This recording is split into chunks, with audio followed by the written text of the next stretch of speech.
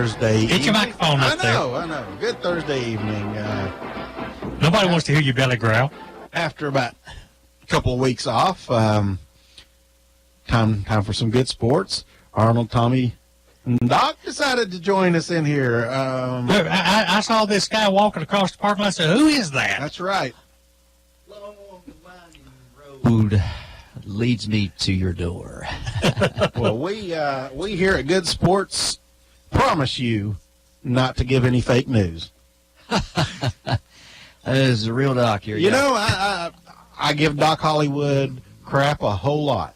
Well deserved, I might add. A lot of it is. But the doctor took one look at the coaching staff this past summer, this off season, and was ready to jettison them all. Yeah, if you'll give me some credit. To go back to the original Facebook rant page there at halftime of the first game, although they won it, I chopped them up pretty good, and was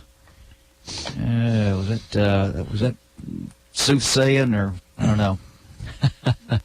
Sunseri defense.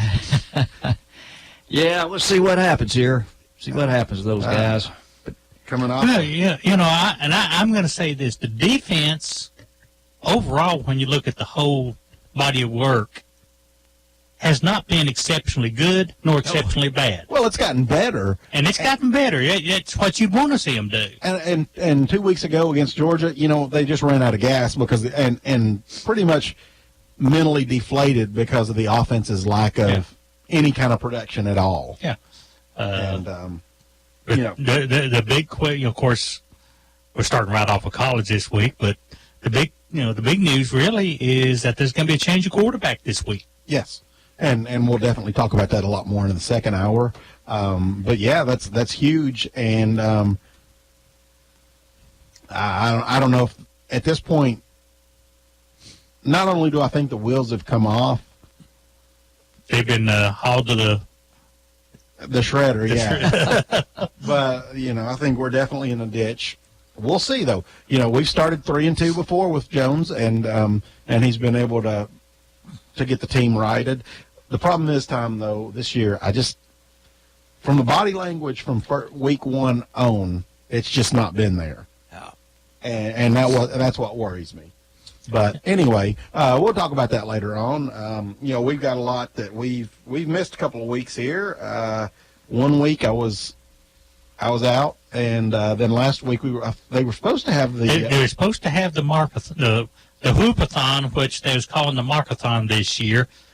From what I understand, they couldn't get the connections to work properly, so it never was simulcast on this station. But we assumed and was actually planned on taking the night off because that was going to be a 24-hour thing. So we thought we weren't supposed to be here. So, Gotcha. So, but we're back. Yeah, for better or for worse, we're back. Right, and we're going to talk high school. We're going to talk college football. And from a high school / college football game in UTC's Western Carolina blowout of 45-7. Mox on the short end of that. I thought it was 45-17. No, I think it was 45-7, wasn't it? I think it was 45-7. That makes more sense then, yeah. I'm going to look that paper up. I'm pretty sure I saw it misprint then, man. Yeah. Wait, I've got it. UTC loses to Western Carolina 45-7 is what I've got. But then this past week they played Furman. Yeah. Do I have the right one in there? I think you've got the week before. Yeah, I think Doc's right. Yeah. That game was right, but then the next week was last week. That was one where the starting quarterback off his unknown suspension, which is what's going on there. But and then Copeland started this last week. Yeah, Copeland started this last week from Bradley. He got 17 points because I thought his numbers were pretty good, like 300 yards or something, to have scored. Yeah, they had to gotten more than 7 points. Like 41-17 against Furman. I've got it on down later. Gotcha. I just didn't get that one changed. And if there's anybody out there that can correct me on this or confirm it for me, Copeland to Stovall for a touchdown. That has to be the first time two Bradley alums have ever connected for a touchdown in college. In collegiate, I would.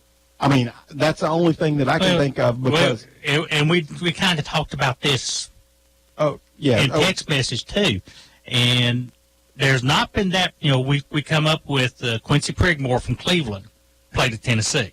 But I think he only played special teams. I don't think he ever. I don't think he ever really played quarterback. If he did play quarterback, it was a backup, junior varsity, throw in or something. And I don't think there's any Bradley or Cleveland receivers on the team at that time. And the only other possibility I could think of was Steve Sloan playing at Alabama. And I don't remember any Bradley players besides Steve Sloan on that Alabama team. Right. You're on Good Sports. How you doing, Tommy? What's going on there, Brett? Good. Good. How you doing, Arnold? I'm good. I'm here. How you doing, Doc? Not too bad. You holding up all right? Yeah. Awesome. Saw you in that red Cleveland shirt the other night. That's what are you doing with that? I was pulling for Cleveland and winning that game. They ended up not winning that game. By the way. Yeah, we know they lost that ball game, which I expected them to lose that ball game. But you're a Bradley fan. You're still supposed to be wearing black and gold. Right. You go over there neutral. They didn't have a game that night. No, they're off this week. No, they didn't even have a game that night. Huh. Glad they didn't have a game that night. No, they didn't. That's why we was over there watching Cleveland get beat. I have some games for tonight, Tommy. Okay, go for it, Brett. You have Sequoia. The trees. You have Sequoia and East Ridge. Maryville and Ooltewah. Yeah, if we didn't have the radio show, I'd be down at Ooltewah tonight. Hey, who are you picking in that game, Tommy? You got to go with Maryville, I think. I think that Ooltewah's had a little bit of a. I don't know if they've had a disappointing year, if they've just the talent. I mean, the teams that they've played. They've had a tough schedule, definitely, but I think they expected a little bit more out of them. But Maryville until 2 weeks from now, when the Bears get them. We get them the last of this month. Yeah. Is that at Maryville though, ain't it? Yes, it is. Yeah, it is. It's at Maryville. He's getting in between Sequoia and East Ridge. Mm-hmm. Who you get in that game, Tommy? Between, who'd you say? Sequoia and East Sequoia? Ridge. I like East Ridge in that one. I'm going with East Ridge. I'm going with East Ridge in that game. Okay. The Pioneers. What about that game tonight? Cubs Nationals. Cubs Nationals. I like the Cubbies. Yeah. Who wins will go to the championship game. Mm-hmm. They ended up losing that game last night, Tommy. Right. 5-0. Mm-hmm. Yeah, you're ready to watch a little football tonight. Not football. It's a baseball game, ain't it? Keep up with these two games tonight as well. I went down to Chattanooga, right? Mm-hmm. I went down to see Coldplay Right. last Saturday. Mm-hmm. I went down to see him play. Right. Yeah. His first start. Well, we hope it's first of many with no injuries. Yeah. All right, Tommy. Anything else you got? No. All right. Well, we'll talk at you later, buddy. All right, you too. All right, guys. See you, man. I don't know if I was Coach Arth there at UTC. I don't know if I would just go ahead and stay with Cole. He's put up better numbers than anybody's put up. Yeah, that's. I mean, you burned his red shirt.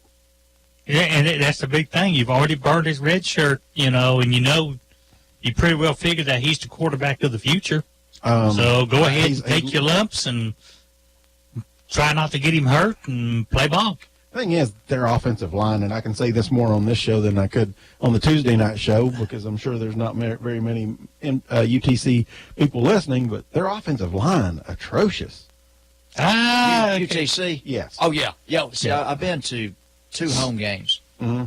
It's just the quarterback's running for his doggone life. Right. Or just for every snap. And to be able to throw for 317 yards in that or whatever it was. It's like one man just breaks through clean. Just through the line. Barely a touch. So every 5th or 6th play. Unbelievable.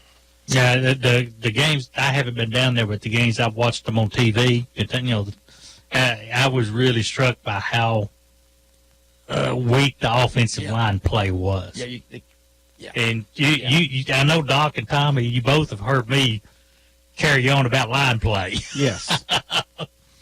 I don't care what level you're at. If the line doesn't play well on both sides of the ball, your team has got trouble. Big time. That's gotten what both are quarterbacks hurt.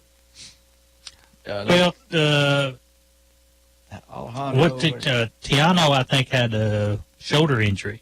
He did get hurt. The other one got he wound up got a concussion, I think. Yeah, somebody blasted through the line there. I think that's right. It's either one. I know one of them's got a concussion, one of them's got a shoulder injury. Yeah, Benefield is the one with a concussion. He was Copeland was the first true freshman to start for the Mocs in a game in 22 years. Yeah, and looking at his numbers, and I'll be honest, I didn't get to see it. 300 yards. 317 yards passing and 2 touchdown passes. The only bad thing in his stats was the 4 interceptions. Right, but whenever your rushing game gets you 7 yards on 17. Oh, I'm not. I'm just saying that. Right. When you look at his stats, the only bad thing about him is the 4 interceptions. Right. And the coach, in one of the articles that I read, was commented that 2 of them was probably just good play by the other team or having to stick the ball in somebody's ear when it really wasn't there. But I can say this: I know a surefire Hall of Famer. We're number 16, 18. And Knoxville wore 16. And check his first few games of pros. INT. Oh yeah, big time. I think he led the league that year. He turned out okay though. He turned out all right. Had a decent career. Sure did. But yeah, I'm looking forward to seeing him play for the next 4 years. I think he'll beat Tiano out. I dare say there'll probably be quite a few more trips made to Finley Stadium from Cleveland than there has been in past years. Yes. But, and we've talked about it on the Tuesday show quite a bit. The knock on UTC has always been, well, they don't go out, they don't get enough talent around here. They don't get enough local talent. Well, you look at that roster now; it's filled with, Bradley, the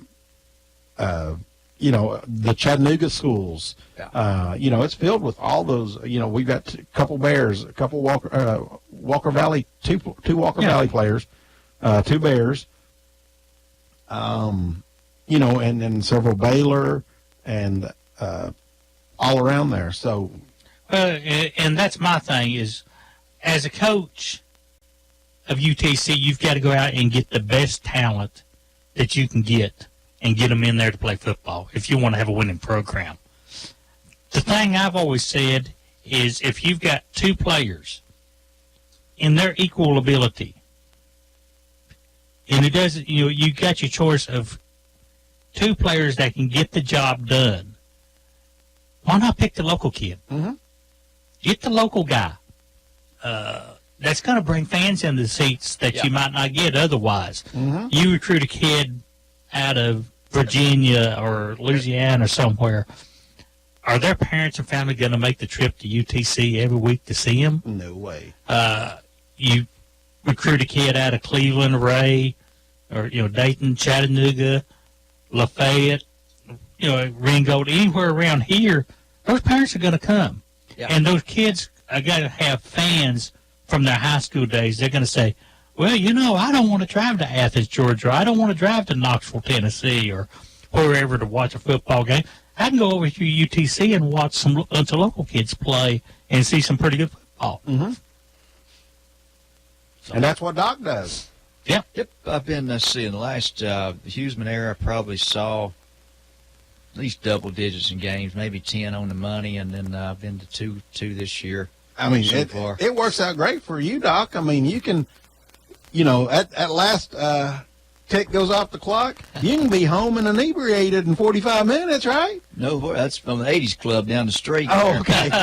You don't even have to get in the car; you just walk. Absolutely. Of course, now they I'll say this on the radio. They sell adult beverage on the concourse there, kind of a hemmed-in area. It's right there where you kick the field goal on the brick end. Yeah. It's kind of an area there. You just got to stay right in there. And there's been no problems with it that I know of so far. Well, good. Pretty good little. It's different. I never thought that day would come. Mm-hmm. And I'll be honest, my wife has always on me said, "When are we going to go back and watch UTC game?" Oh, I remember going back. My dad took me and my brother. We were kids back in the day of Joe Morrison, his teams, coach teams. Some good teams in there.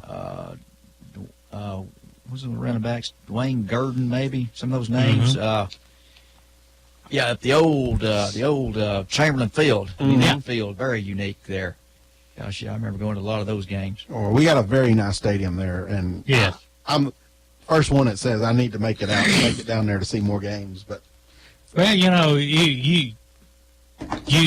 understand you going to the UT games. yeah, and everything. last week, I finally get a week off. I was tired. I just didn't, I wanted to go down there, but anyway. But it's, at the same time, how many away games can you really go to?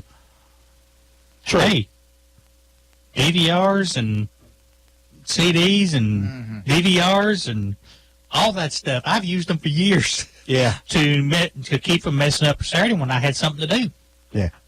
So, Well, that's the thing. I don't ever have anything to do but watch Tennessee football on Saturdays. I mean, I don't think I've not watched a game live in about 23 years.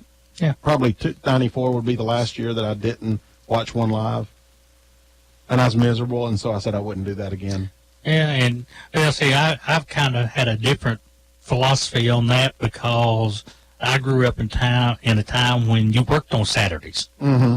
And I had, either Dad worked on Saturdays and then after I got an adult, for a long time I worked on Saturdays, and I just couldn't get away to go see those games. Yep. So then radio and then when the VCRs come out, that was, that's great. I can actually tape the game and go back and watch it later, And I've done so much of that. Even today, my Saturdays, I do more trying to arrange my Saturdays around certain games today than I used to. Mm-hmm. But even at that, if there's something going on, I just hit the DVR and go on about my business and come back and watch it later. There you go. So let's jump into some recap some of last week's action. You had first of all with Bradley, you had a game where the Bears didn't play their best, but like most good teams do, they found a way to win and found a way to win pretty easily. Let's put it this way: I sat there watching the game, and I turned to Ron and looked at him, and we both were shaking our heads. Mm-hmm. And it wasn't necessarily any one thing, but you could tell the entire team was just off. Nothing was right. Missed tackles, and give Sonny Daisy's running back terrific credit, because he was really good at finding that cutback seam and cutting back in. When you run against, go up against a good team that knows how to do that, run the cutback lanes and misdirections, you can get a team going the wrong way. And Bradley's pursuit has always been very quick and very fast. Right. and you'll cause a team miss a lot of tackles doing that. Yep, absolutely. It was a 28-14 game at the half. 2013. 28-13 because Yeah. Bradley missed an extra point. No, No, did it? it was a field. Was it 2 field goals and a touchdown? Two field I was goals thinking and- they missed it. Didn't they miss No. one? 2 field goals. That was like the But they previous started one. out with a field goal. Okay, that's right. Yeah, I've Just- slept since then. I'm They sorry. went down and took a 3-0 lead. Nevertheless, it was 28-13 at halftime, and I'd say Coach Floyd probably went in and woke the boys up a little bit. Nah, well, they know. actually walked to the end of the at Saudi Daisy. They walked around behind the scoreboard, and, but you can see the conversation going on down there. And I bet it wasn't the most pleasant if you were a Bear player. So Bradley came out, scored 25 straight Yeah. to win the ball game, 38-28. Held them scoreless in the second half. Not a bad way to. And actually held them to less than about 110 yards of total offense in the second half. Mhm. So that defensively and offensively, they came out to play the second half. There's no two ways about it. Saudi's got a losing record, don't they? No, they were 4-2, 4-3 going into the game. Yeah, let's see. I thought they were having one of those off years. That's when I was Now, saying last year they had an off year. This year they've actually been pretty decent. Saudi Daisy is 4-3, but 0-2 in the region. 4-3. That's decent. Yep. So they were 4-2 going into the game. 4-2 going into that game. Yeah. So hats off to Bradley for the comeback win and for getting it done on a week where they weren't their best. They were down there in in Saudi Daisy. For some reason, I just hate that trip. I mean, I think you said it best, Arnold. You can't get there from here. Yeah. So Well, yeah. This past week, Ron rode with me. So I actually went a different route than I usually went. I went down to 153 I wondered if you came by the. but usually I go to Dayton and down Yeah. because of where I live in community. But since I picked up Ron on the south end, I wound up going over to 153 and going back around. You passed within 100 yards of the humble abode, the Hollywood Oh. Dixon Hilton there. uh-oh. Wow. Could have stopped in for a minute. You look at the stats. Saudi Daisy had 20 first downs. Bradley had 19. Bradley ran the ball 26 times for 151 yards. Saudi Daisy 29 times for 123. Bradley threw for 355. Saudi Daisy 259. Total yardage, Bradley rolled up 506 yards to 382. Bradley only got 120 yards total offense in the first half. Yeah. Yeah, I knew it was going to be limited, So that score. it was and lost 2 fumbles. I mean, they just was not clicking. And then in the second half, Bradley held Saudi Daisy to like 110 yards in the entire half. That's a tale of two halves. Yeah. Yeah. I had a gut feel that was going to be the case, and I don't always have that. And I thought, wow, Bradley's won all these games, and then they're going to get upset down there. Dylan, who has been passing at a terrific clip this year, I'm impressed. he was only 16 or 26. Yeah. I mean, here's a kid that for the season he's passing at something like a 74% completion rate. Yeah. And what is that, about between 55 and 60%, somewhere in there? So that's That's still not bad though. 60%. that's still not a bad passing, That's but for what we're used to seeing him do. Yeah. Yeah. Yeah, I was the biggest critic, but I've seen some 20-yard, 30-yard downfield passes are pinpoint. Yeah, and that's the thing of it is, Bradley runs so much stuff that's swing passes. Just get the ball into the hands of the playmakers, and that's what he's doing. And they're doing a great job of getting loose. The 76-yard touchdown pass and run by Lemerick Tucker, he caught behind the line of scrimmage and took it to the house. Yeah. Great run by Lemerick. But that's exactly the point, Doc. is there's been times, although you don't see it near as much as a lot of people would like to see it, there's been times when he's thrown the ball downfield and they've been pinpoint on target. Yep.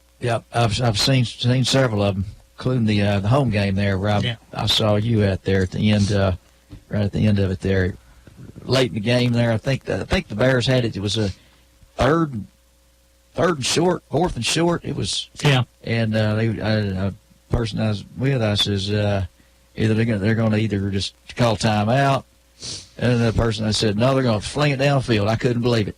Yeah, couldn't believe it. Slung it downfield. And dead on target. Dead on target. I mean, not an inch off there. And I think that was a fourth down play. Yeah, it was. I think it was near a fourth midfield too. You know, so they needed that first down to seal the game. Yeah, you needed to seal the thing. Went all the way to the house with it. You know, that's one thing I said at the end of last year. Everybody thought was writing Bradley off because Cola was graduating. And I'm sitting there going, says, no, we're not going to have a Cole-like player for next year.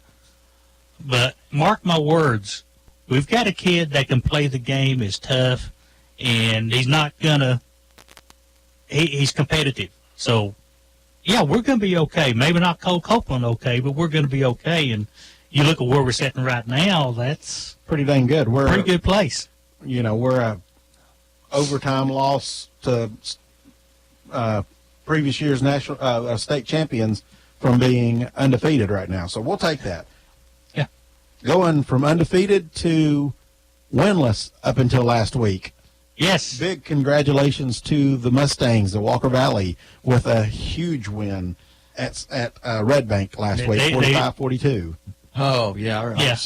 They finally outscored somebody. Finally outscored. Well, not only that, but they got to stop when they needed it. They got stops when they needed it. Yeah. That defense, they gave up a lot in the first half. I'm looking for the numbers because most of the points they gave up were in the first half. Yeah. In the second half, they went to having Gibson. I think they rotated Gibson and Zeke Westfield at safety. Yeah. Both guys going, that going was both ways. There's a couple of big moves on defense this week that made a difference. One of them was Colton Gibson playing safety. Yeah, and he was switching with Westfield, and that's about the fourth or fifth player that they've had back there. Yeah. They found it because they had an incredible second half. They didn't give up a point in the second half. In the meantime, on the offensive side of the ball, Gibson threw for 400 yards. He threw 17 times to Westfield, had 17 catches for 310 yards. Goodness. Sixth most in state history. James Stovall, number 2, probably. Yeah. I'd say he's At a one little time, close to number there. Mm-hmm. I think it was 21 catches that night, and that's a playoff game against Oak Ridge. Copeland to Stovall out there in the flat. Yeah. Red Bank scored 21 points in the first quarter, 21 points in the second quarter, and 0 in the third, and 0 in the fourth. They got tired. Yeah. The Walker Valley scored 21 points in the first quarter, 17 points in the second, 7 in the third, and 10 in the fourth to win. Huge win for them. And that might be one of those games, this week with them playing Knox Catholic, don't look for that much. Now, was that was Red Bank, was that a region game? No. So it doesn't. No. Red Bank was in the 3A. Yeah, that's right. So they still got to get one more. They still got to get another win in the next 3 games to get to the playoffs. Yeah. Cleveland got beat by Maryville, but a great offensive showing, scoring 38 points. Yeah. Where was that game at? That was at Cleveland. Cleveland. Oh, I remember. I couldn't get y'all to tell me where that game was at. Oh, I didn't see the message. I'm sorry. Well, I was at the game, so you kind of should have expected it to be in Cleveland. I wouldn't have driven to Maryville to watch Cleveland and Maryville play. I will drive up Oh, there in 2 weeks. Though. I will too. But Oh, really? Up to Maryville, yeah, Bradley Maryville, 2 weeks. What's the date on that game? The 27th, isn't it? yeah, It's on a Friday. Yeah. yeah. Most games are. I'm going to. Cleveland played very well. Watching Maryville play, and Tommy knows I've watched Maryville play a few times. Maryville. This is not quite the team I'm used to seeing in Maryville. A few more mistakes than what you used to seeing. Maybe not quite the size overall that what you're used to seeing at Maryville. Mm-hmm. Although they did have one kid that when we walked by, after we got by him, Ron looked at me and says, he made me look small. No, they're a one-loss team, right? Yes, one loss. They lost to Oakland 17-14 At Oakland. at Oakland with their starting quarterback and starting running back out. Suspended or hurt? Hurt. So, but that being said, Maryville found out that you can't let down your guard against Cleveland. Cleveland. They had a couple of plays where they got Keegan Jones and Markellius Elder clean into the secondary, and it was bye-bye. Yeah. You know, I just happened to be in a position to catch some of the Cleveland game. Let's see, it was against the Mountaineers maybe a couple of weeks ago. And the way the Cleveland offense looks pretty good. They string those guys out, and they look confident every time they come to the line of scrimmage, like they're going downfield. the knock on Cleveland is penalties. Yeah. Them must, and not the personal foul type of penalties that they've been guilty of in years past. They've cleaned a lot of that up, but there's still a lot of penalties due to holding and blocks in the backs and things of that nature that kills a lot of good plays. Now, granted, Cleveland probably scored 2 touchdowns in the fourth quarter against Maryville's backups. Yeah. But still, I was impressed with Cleveland's play throughout the game, particularly early when you know they're playing against the first team Maryville offense. Maryville's backups are better than all but maybe 3 schools' starters Yeah, in our region. and that's true. It's very true. It just the thing that you have to realize that Maryville, has the tendency to play their reserves, and that's one reason why they stay so good is because they do play those reserves and don't back off playing them even if the other team scores a little bit. Little light bulb just went off my head. George Quarles, was that Furman? Yes, yes. offensive coordinator with Furman now. So that was his offense that 41, 41. Yeah. Of course, wonder if he shook hands. Well, Copeland didn't play in that last game, that big anticipated game. Remember at home and Yeah. all that. But the good thing was Cleveland put up a good showing. I got to see Maryville play before we go up to Maryville.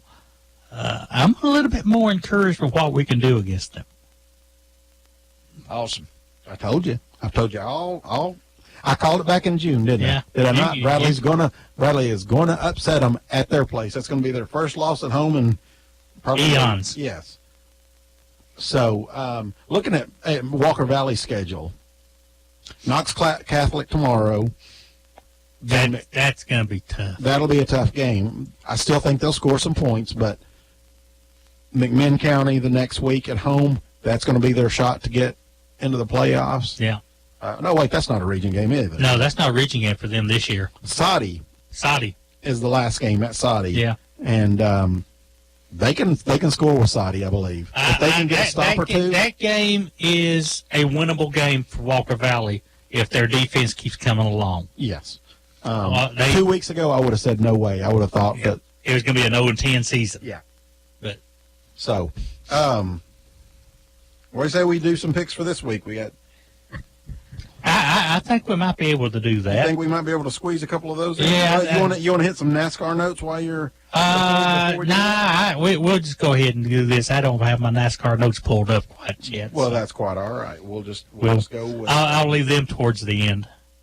All right. Well, let's look at the picks. Although Martin Truex did win last week. Yes, he did, and he was happy to do so. Yes, he was. All right. First game up.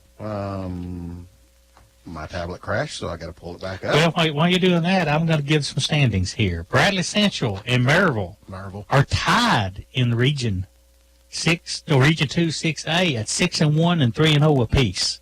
Something's got to give here on Something's got to 27th. give. Something's going to be given. Cleveland is third at 5-3 and 2-2. Maryville Heritage, and this was kind of talked about today with me on message boards. Heritage likes to be known as Heritage. But there's a problem. There's a Heritage High School in Middle Tennessee now, Heritage High School in Blount County, and we have Heritage High School in North Georgia. So A lot of heritage. a lot of heritage out there. So as far as I'm concerned, I got to say Maryville Heritage so you'll know where I'm talking about. They're 3-4, 2-1 in the district. Ottawa is 4-3, 2-1. McMinn County is 1-6, 0-4. William Blount is 0-7 and 0-4. In Region 4, 5A, Knox Catholic sits on top at 5-3, 2-0. Lenore City is 5-3, 2-1. Gray County is 4-4, 2-1. Saudi Days is 4-3, 0-2 in the region. Walker Valley is 1-6, 0-2 in the region. And Region 3, 2A, Tyner is already clinched the region championship. Tyler. Already clinched it. 5-2, 3-0. Marion County is 3-5, 2-1. Polk County is 3-4, 1-1. Bledsoe County is 3-4 and 0-2. And Tellico Plains is 2-5 and 0-2. Well, let's see what we got calling in here. Bears, Tellico Plains. You're on Good Sports. Hey, Tommy and Arnold, how's it going? It's going well. We got the doc in here with us too tonight. Yeah, I'm going to say hello to old Doc Hollywood, old friend of mine, and I just now caught you guys on the radio. I was left the cemetery, and I'm going to go out on a limb here. I'm gonna pick the state champions this year. I'm gonna pick Maryville Oakland to beat Maryville again, and I'm going to pick Oakland to be the state champion this year. That's an interesting pick and pretty good pick because they probably should have won the game last year. Yeah, well, the reason I'm doing that because I actually seen them play once, and I tell you what, you think Maryville's you think that Knox Catholic's a big team, you should look at Oakland. Oh, yeah. They are big boys on that team. Yeah. Well, we walked by Maryville the other day or last Friday night, and Ron commented on that 99 playing for Maryville, said he made me look small. Well, it was actually good to see you and Ron over at the game, and how'd you like that field, Arnold? Hey, I like it. That's a beautiful field the way they got it done. Yeah, I think it makes the place look wider to me. I don't know why. It makes the place look wide. Going out to Cleveland. Yes. Field. Yes, they, Yeah, I noticed that too from the television broadcast the other night I caught. Anyway, guys, I'm just glad to hear my old buddy, old Doc Hollywood, on there, and I'm going to try to finish listening to you guys. I want to let you get back to what you're doing. I thought I'd call in. Well, thank you, sir. What do you think? Let's see. You got the Raiders this weekend. no, Raiders are playing this weekend. That's right, they're off. Date. Well, they need a week off, and I think after the next Friday, I think they play Ottawa. I'm going to pick them to beat Ottawa, and I'm going to pick them. I'm going to say they'll win the next two games out, but they should win their next two games. Yeah, I probably agree with you. What'd you think about that Maryville team? Well, Maryville to me, Arnold, I've been seeing Maryville for the last, 15 or 18 years, and it just didn't seem like the old Maryville team I'm used to seeing. They didn't look as big as they usually look. Yeah, that was our impression, too. They didn't look quite as big as you normally expect a Maryville team to be, and they just didn't look quite as clean at times as I'm used to seeing them. No, I done told Ron I hope Bradley beats their socks off. I'm gonna pull for Bradley to beat them, and I'm gonna bet that game. I'm gonna pull for Bradley Bears to beat Maryville. Hey, I'm going to be there rooting for them. I don't know if we can do it, but we're going to give it the best shot we can. Well, let's just hope they beat them. Yeah, I'd love it. As Tommy says, beat them for the first time on our home field in forever. I tell you what, that make me feel good if Bradley beats them.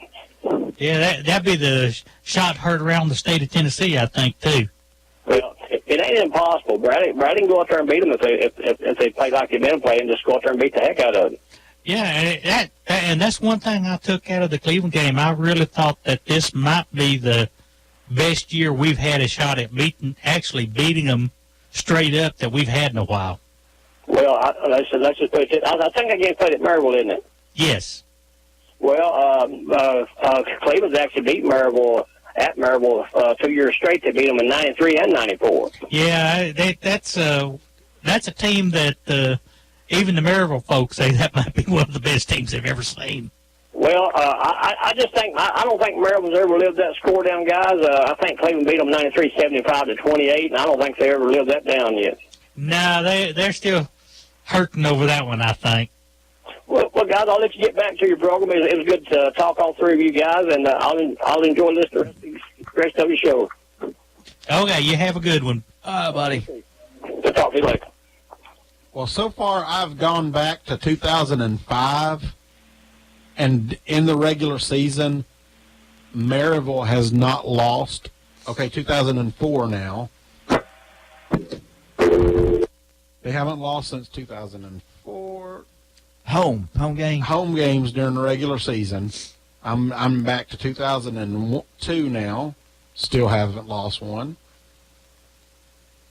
2001. Hey, there's one. They lost 24 to. They haven't lost a home game since September 14th, 2001. 2001.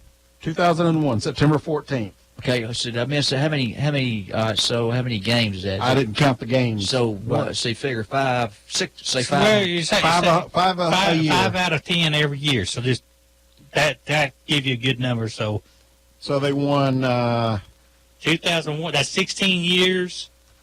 50. 52, 50, Yeah, or 10 years would be 10 years 50. be 50. So and then 25 more, Yeah, 15 years. So that's 75. And then that year, 76, 70. So about 77 straight home games. Whoa! I remember Oak Ridge had a long home streak in back in the '80s, and I think Bill Price team went up there and got them guys at home. Yeah. Long streak. And it wasn't like, I think it was 50, I think it was close to 50 games, if not 50. Wow! 2001. Unbelievable. That's incredible. Yeah.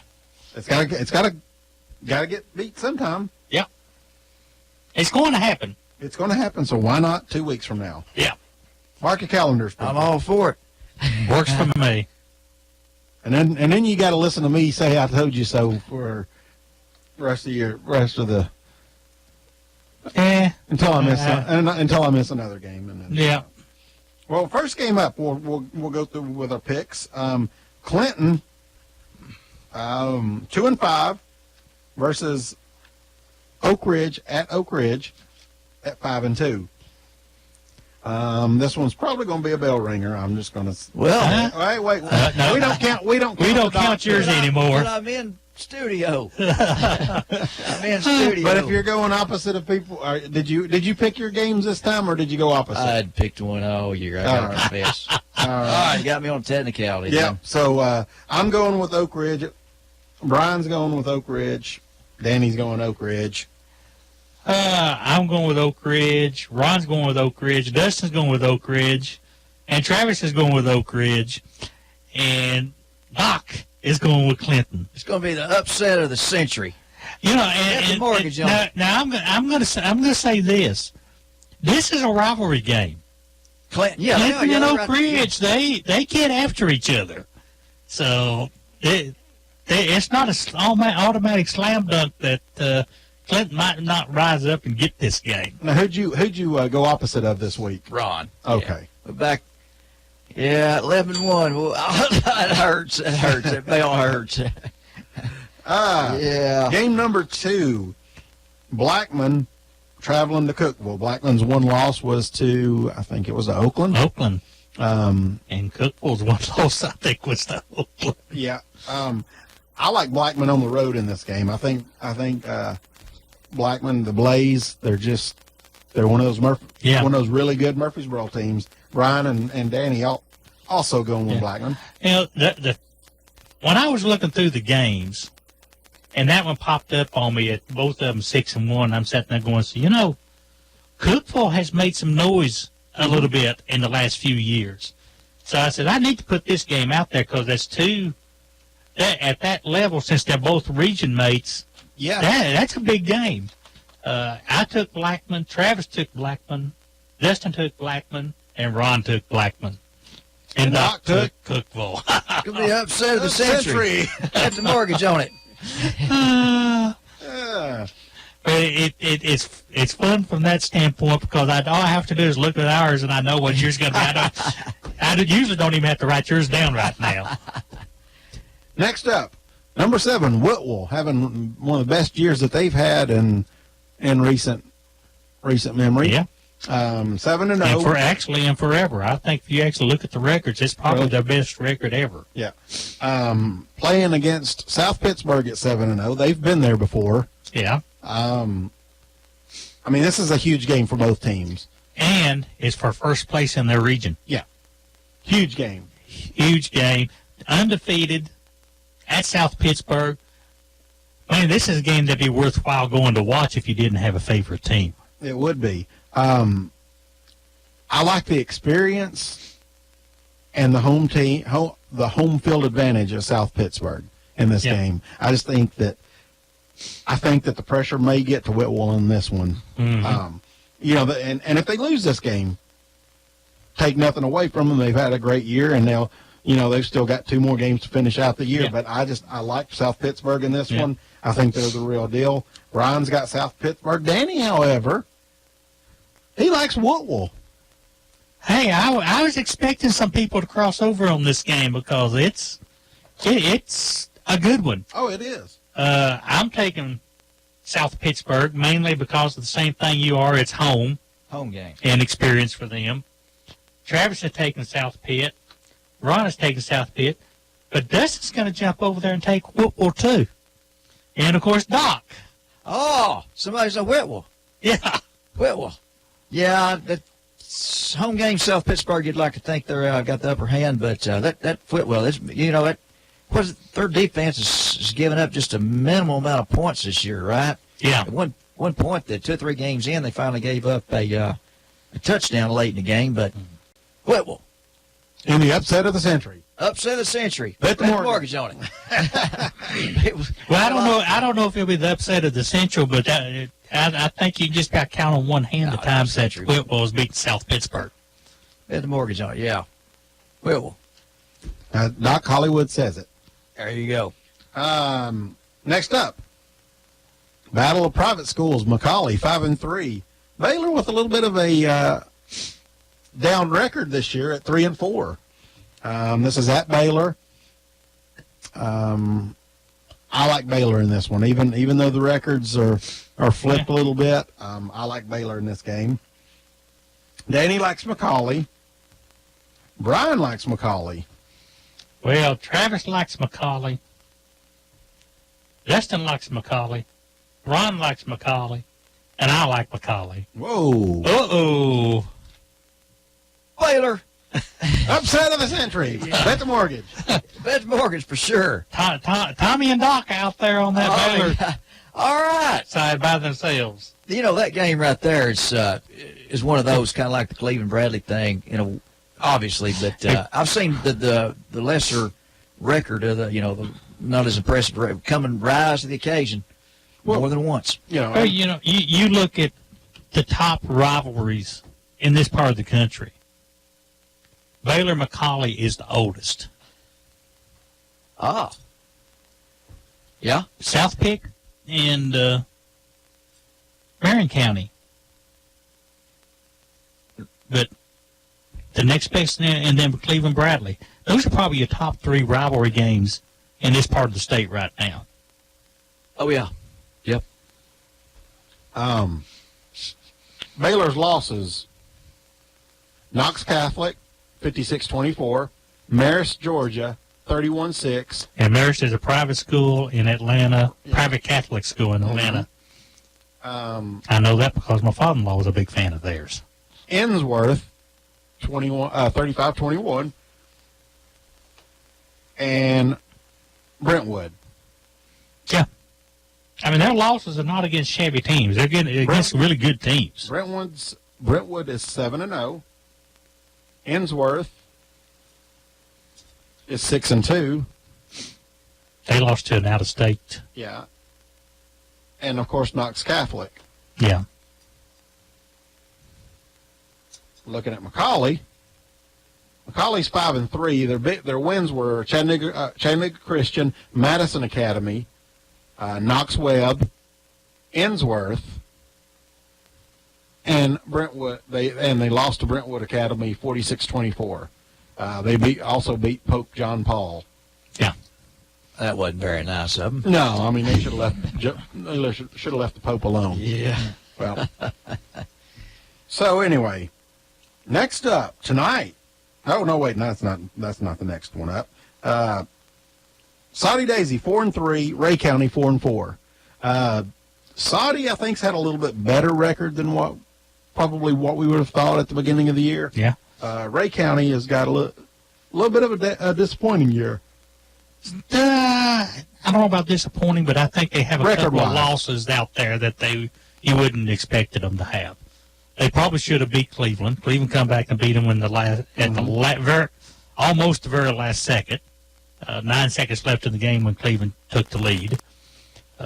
So Ray County, you think probably should be 5-3, maybe even 6-2 at this point. And the Bradley game was a really close game. Yes. 21-7, but it was way closer than Yeah. the two scores. I mean, Bradley's score was one of the scores was late in the game. Yeah. But did you see where the Ray County coach came out about the fans? Yeah, that started at the Bradley game. There was a number of fans for Ray County that was in the stands heckling players, getting on the players themselves. On their own players. On their own players. Yeah.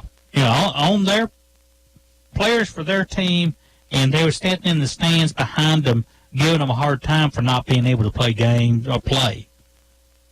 Really trash-mouthing them. No, let me hear that again. Not being able to do what? Not being able to play well. Oh, just play well. Yeah. They're just trashing them for poor play. Wow. And the coach basically said, "You're no longer welcome to come to the ball games. So if you're going to do that, we don't need you as And fans. stay at home." Stay home. Was some of them parents? Which Like I have to applaud the coach for doing that. Absolutely. Stand up for the players. Yeah, the pro game, that would be pretty much acceptable. But yeah, the high school level. Yeah, that's just wrong. And those people. And I feel the same way. I don't have a problem getting on pro players. Yeah. I actually can see the college game a little bit. I have a hard time I getting have a on the hard time players. with it, but they're more adult. They should be able to handle a little bit more. But high school players, I'm dead set against it. That's just wrong. So I hope I'm wrong in this pick because coach standing up for his players, I like it. But I think Soddy Daisy, I think they're going to outscore them in this game. Brian, I figured I'd be out on an island with that one. Brian says Soddy. Danny says Rahia County. Oh. Well, I'm gonna join you out there on that limb. I been impressed with Soddy Daisy this year. Ray County is good in their offense. If their offense runs well, they keep other teams off the field. But Soddy Daisy can score quick. They're got some good players on that team. Quarterback's pretty good.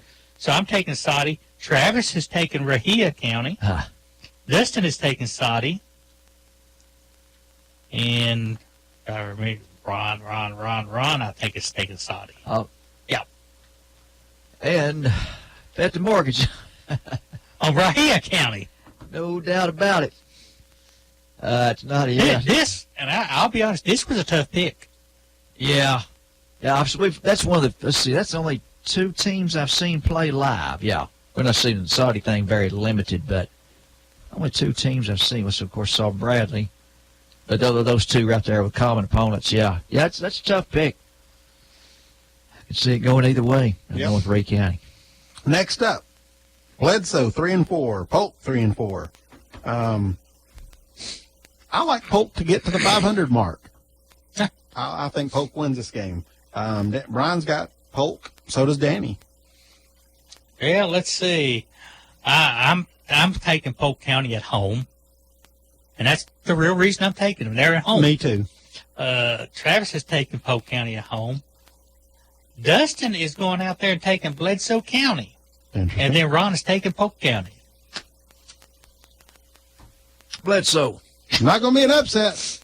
No, but bet the mortgage on it. Next up, Maryville tonight Starts in about 30 minutes. at Oldawall. Maryville 6-1, 4-3 for Oldawall. Oldawall's losses: Bradley, one of the Murfreesboro teams, Blackman, and Saudi Daisy. Saudi Daisy. I couldn't remember that one. And Saudi Daisy was a 42-21 loss. Yeah. And so Oldawall will go to 4-4 this week. Because Maryville will handle them. Danny says Maryville, and so does Brian. And Travis and Dustin and Ron and I all agreed that Maryville is going to win this ball game. But Bet the mortgage on it. upset of the century. Upset of the century. This would be a pretty big upset. Maryville may not be quite what I'm used to seeing out of them, but they've got more than enough to handle Ooltewah. And it's just Ooltewah. I'm just not so sure the reason this year. They've got a lot of seniors, got a lot of players that been in the program, but after going down and watching them against Bradley, their secondary was very weak. They've got and the thing about Ooltewah right now is you don't know for sure if Sincere Quinn is playing. He went out in the Saudi game. Their lead running back went out of the Saudi game with an ankle injury, and he hasn't been back yet. So if he doesn't play, that's the third leg of the passing running attack that's not going to be there. And when this show is over, I'm going straight home and starting flipping channels to see if I can find it. Gotcha. And I like what you did there. You talked about him having an ankle injury, and then if he's out, then the third leg of the you might not have caught that, but that was pretty good there. So anyway, next up, Lookout Valley 4-3, Copper Basin 1-7. Lookout Valley goes to 5-3, which is when you look at what Lookout Valley. They had won, one game in the last 3 years going into the season? Like that. Yeah. And Wilwell hadn't done much better. Big resurgence for both of those programs. That's probably been the most impressed with those two over the course of this season. I like Lookout Valley to go to 5-3. Danny likes Lookout Valley. Brian likes Lookout Valley. And Ron, Dustin, Travis, and I all like Lookout Valley as well. But there's gold in Copper Basin. no, it's just copper. Might be a little bit of fool's gold. Oh, the iron pyrite. Yeah. Copper Basin. And an upset. Bet the mortgage on it. Not the upset of the century. No. But An upset nevertheless. that's right. Next up, a battle of futility, Could be a good game. or it could be a really ugly game. That too. It will probably look like the first 3 quarters of Tennessee, Florida. Yeah. You got William Blunt 0-7. No. Hatton sniffed a win. Playing against the 1-6 Cherokees from McMinn. Who was the Cherokees' only victory against? Probably Central. Let me Yep, guess. you're right, Central. Chattanooga or McMinn Central. The opening game. McMinn gets to go to 2-6. and gets a region game. Yep. I like McMinn in this game. So does Brian. So does Danny. Hey, McMinn County, and McMinn County. William Blount will get their first victory of the 2017 season. That's actually not a bad pick. No, I mean, we've all taken. Yeah. We've all taken. Now I'm gonna tell you something that I heard about McMinn County, or not, but Blount County, William Blount. Would you believe they had all of last week was fall break, and they had an open date, no practices, No, I cannot believe that. And no practices, And that's why you're 0-7. Yeah. Sorry, but that's why you're 0-7. yeah. I want to get nobody hurt. They're pacing themselves, right? Yeah. For this last stretch of 3 games here. That's 2 teams this week I've heard of has had no practices this week. Yeah, I mean, even if you just have a walkthrough in the gym or, just a Something. basic. Now, the other team that didn't have any practice is because of controversy between the coach and school board and principal. But this one was caused the coach said no practices this week. So, Did he give up? Throw it in a white towel. I think that towel's been thrown a long time ago. yeah. He's out on another job. Yeah. Here's a really good game. Another local team that's having a great year. Meigs County. I hadn't talked enough about Are Mexico. they still undefeated? They're still undefeated at 7-2. 7-0. 7-0. Mags.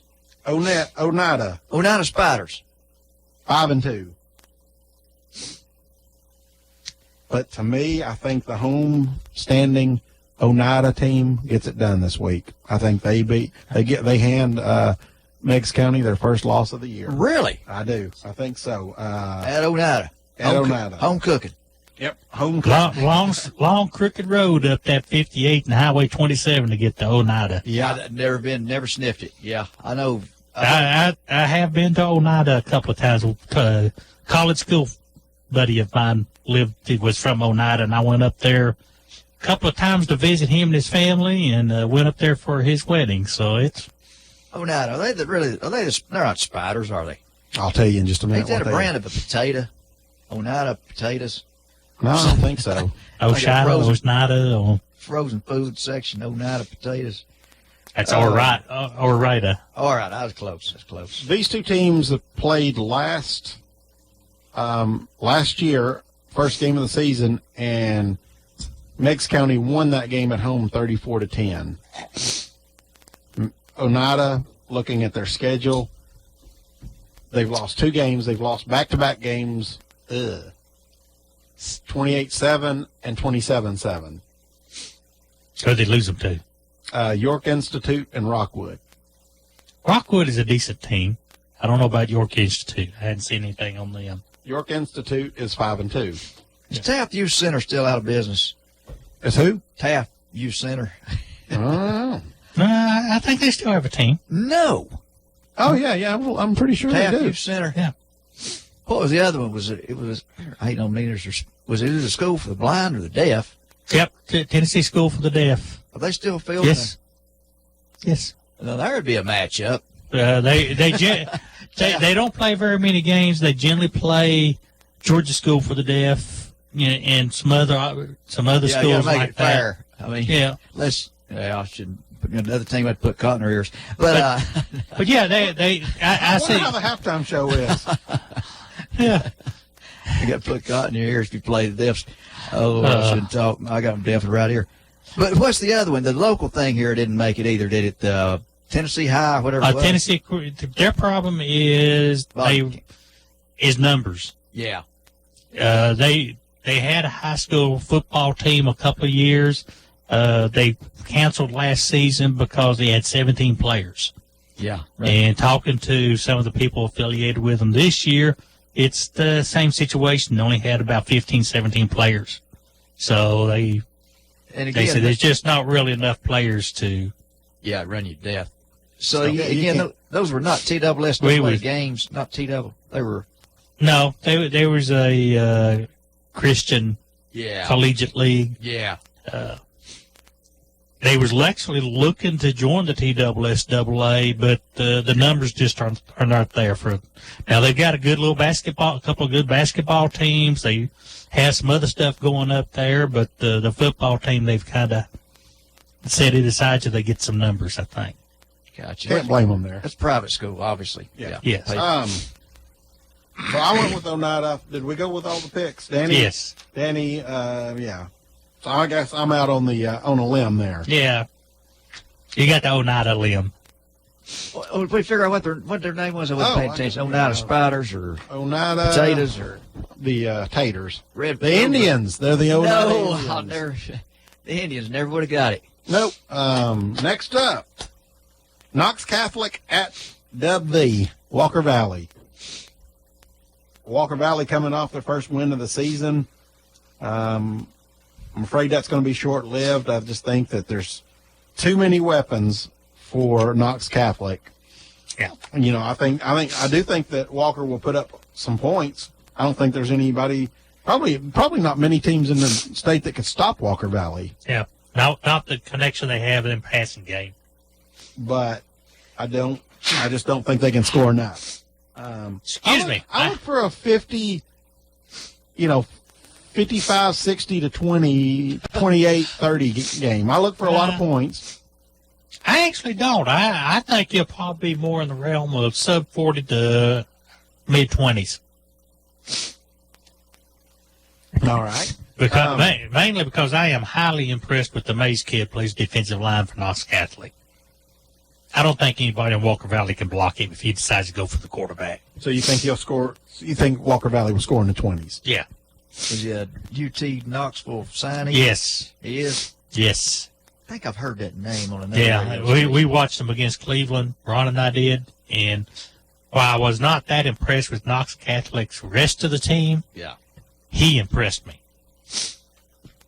And when you impress Arnold, you've done something. All right. I like Knox Catholic. Danny likes Knox Catholic. Brian likes Knox Catholic. And Ron likes Knox Catholic. Destin likes Knox Catholic. Travis likes Knox Catholic. And I like Knox Catholic. But in an upset. And this one may be the upset of the century. Oh, really? Yes, I might let you have the title of upset of the century. Upset of the century. Bet the mortgage on it. Walker Valley will upset Knox Catholic.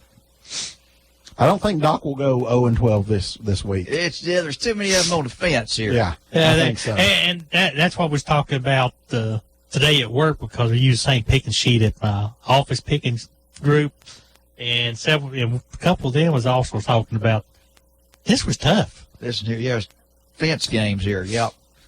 On the fence, teeter-totter. Last up, 3-4 Heritage. Another one of those trap games for Bradley. 3-4 Heritage against the 6-1 homestanding Bears. Bears have won 6 in a row since their first loss of the year, and Heritage kind of been up and down. And one of those teams though that can give the Bears fits. They've got a good quarterback. He's throwing for a lot of yardage. They got a decent running back. Maryville's not. This Heritage team is not one to sneeze at. They're William Blunt. We can probably pretty much. I don't think there's going to be any trouble there. Heritage could be the game that you got. We got to watch for if you're thinking too far ahead. However, I think the Bears will get it done in workmanlike fashion, and Danny thinks they will. Brian thinks they will. Hopefully they can get – I want to see them rest some starters Yeah. the next 2 weeks, get some younger guys some time, and that way coming up in 2 weeks, Yeah. Maryville, everybody will be healthy, everybody will be ready to go. Yeah, that didn't work too well against McMinn County because Coach Floyd dropped the reserves in there fairly early in the fourth quarter, and McMinn County went right down and scored, and they had to put the first string kind of back in there to get that That was the only score of that game, though, wasn't it? second score. So it made that score made it 14. I'm taking Bradley. Travis taking Bradley. Dustin's taking Bradley. And, of course, Ron is taking Bradley. In an upset. And he's picking against his own team. I know it. Here's the thing about when you look at Heritage, their losses, they lost 10-3 to Sevier. They lost 44-26 to Hardin Valley. But two of their wins, 47-34 over William Blount, which is probably the worst team in the region. Yes. And then they were only able to beat McMinn 35-28. Yeah. Gotcha. You know, then the last two games they lost 47-34 to Cleveland and 56-17 to Anderson County. And their last three ball games, Bradley, at Maryville, and Olduvall. Yeah. So I look for them to end up their season 3-7. Yeah, more than likely. But it's football. Anything can happen. don't know which way it's going to bounce. But I like the Bears in this one. Yeah. And so that's your high school hour and 15 minutes. Yeah. Leading the pack is still Brian at 81-15. Ron moves up into second place at 78-18. Danny and Travis are tied. It moved on me. Gotcha. They're tied for third at 77-19. And I've dropped down to a tie for fifth with Dustin and Tommy and Patrick. Trying to catch up with me. I know it. I'm working on it. I don't think he's going to be able to forget you. You know, Ron and I was talking about this the other week. You look at our records. 8-4 is the worst week I've had. I've had 2 8-4s, 1 9-3, and the West have been 10-2s. Ron's been similar. Nothing really bad. But Brian and Danny have been really working it at the 11-1s and 10-2s. Yes, they have. Yeah, I've been seeing those. Yeah. So it's amazing that in this group, a consistent 9 and 10 win record week in and week out lands you in fifth place. Mm-hmm. Mine's been a little consistent. Yeah. Been, yeah, and consistently coming out on the short end of the stick. Yeah. But when I look at what we're doing and I look at what some of the others are doing, our group is picking pretty doggone good. Mm-hmm. So. And it's been like that every year with the exception of last year. Yeah. I mean, last year was a off year for us, and we were still in the 65 to 70% range. Yeah. Got to throw me out of that curve. I'll lower the percentage. Yeah, we already have thrown that one out. Well, and here's the thing. I sat there and looked at what one of the state or competition, WC, Mix 104.1 does their picking show, and I filled in for Ron one week, and you get the games 15 minutes before you go start the show. No. And you've got to make, you don't know what the games are, you don't know who you're picking or anything. They walk in the studio and hand you the sheet, and you've got about 15 minutes to do your pick before you start doing the show. That would be a little tougher. Yeah. And you look at what Ron has done doing that. Yeah, and what at the level that we're in, even though we have longer period of time to make our picks, our numbers are right up there. Mm-hmm. So, exception of Doc. But yeah, but if you actually take what if you reverse mine? What is my reverse numbers there? 77 and 12, you would be in 77-12 on reverse numbers. You'd be right there in the middle of the pack with Danny and Travis. Middle of the pack, even. Yeah. Wow. Then let's see. What was that? What was the first place record? What are the losses on the first place record? 81-15. So that means. Hold it now. So if you flipped it, he's got what, 12 wins? No, 19. Oh, okay, 19. So that means you'd have 19 losses. So that would put you in the middle of the pack. Yeah, that puts you in a tie with Danny and Travis right now at third place. Still going for that 0-12. You want the 0-12? 0-12 record will never be beaten. Well, the 12-0 back to back, and now I'm shooting for the 0-12. Hot pursuit. Being out the last couple of weeks, we've missed being able to talk about the drama and the garbage coming out of Knoxville.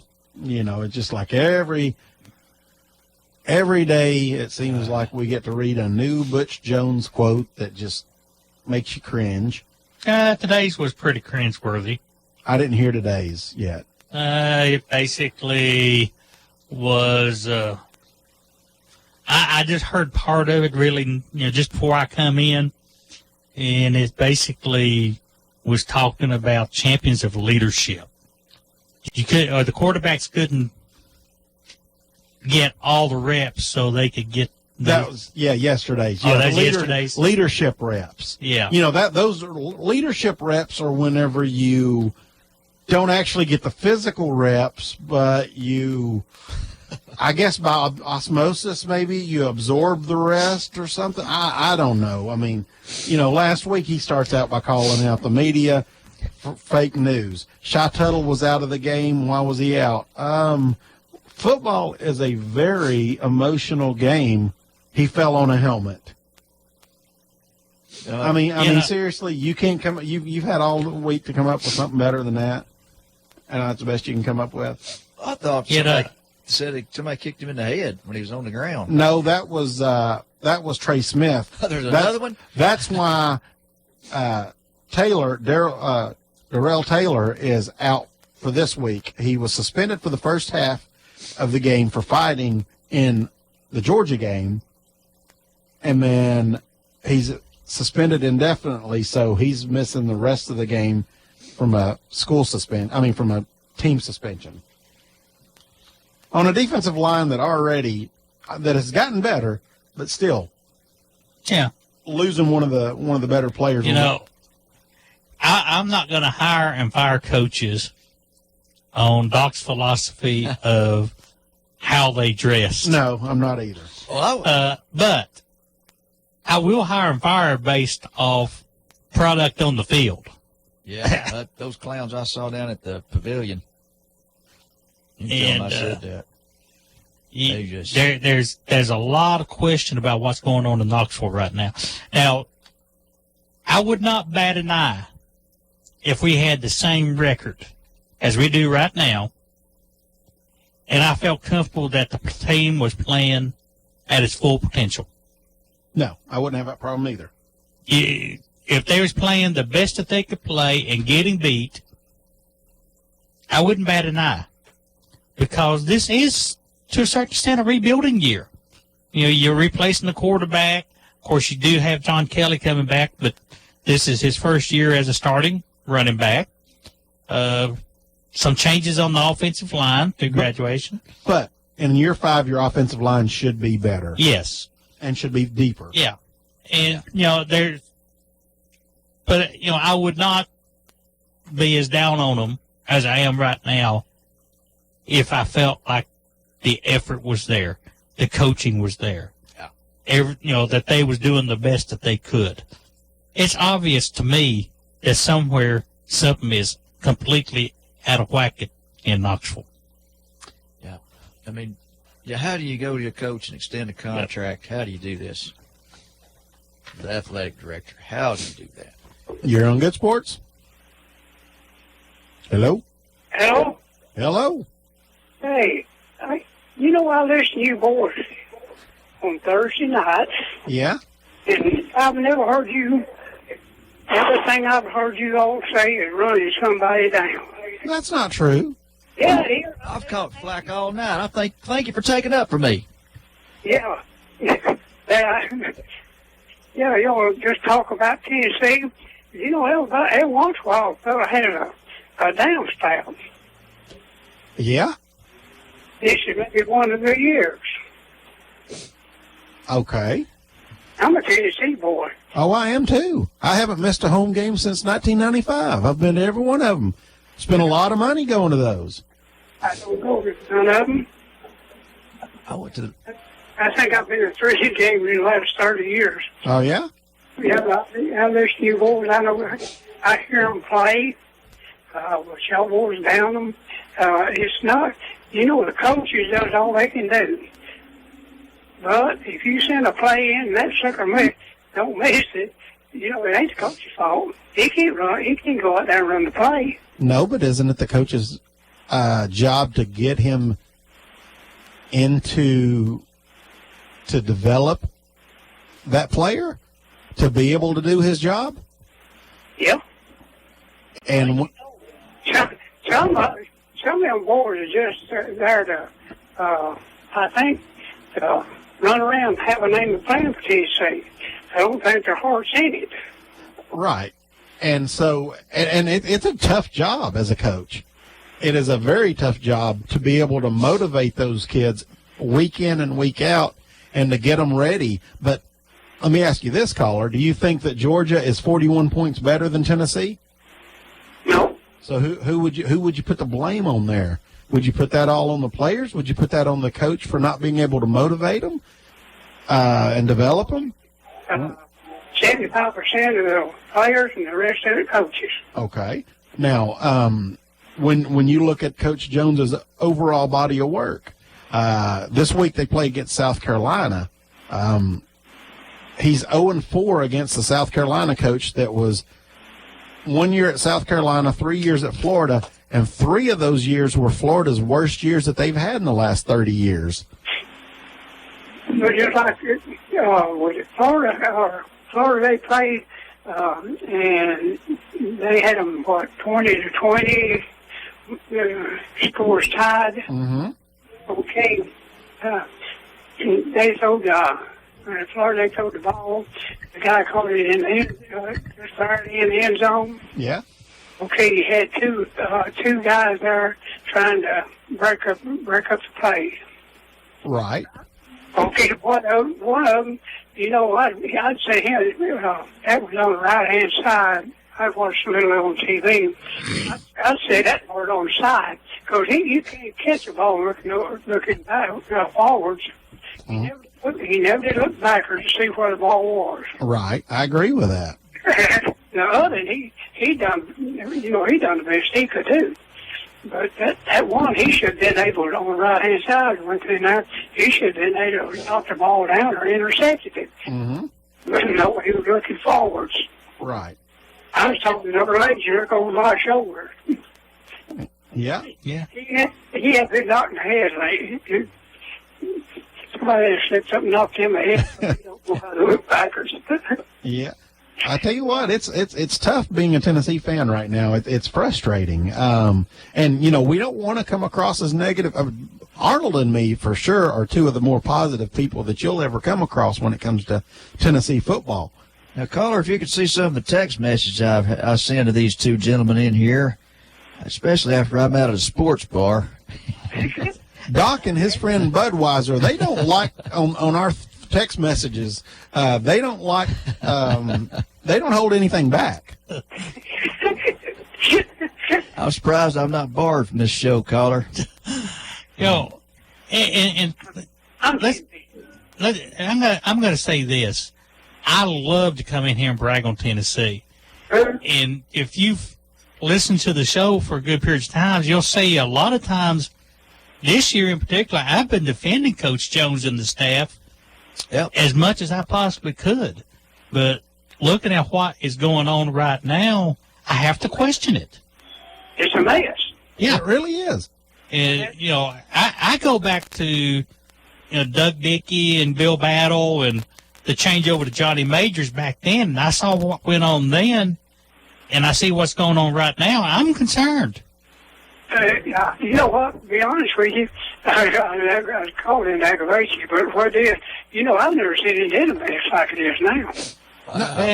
And to be honest with you, I haven't either. I've been a fan not quite as long as Arnold, but I've been a fan since the late '80s for sure, and kept up with Tennessee football very closely. And I've never seen a coach, the sentiment for a coach flip the way it has for Jones.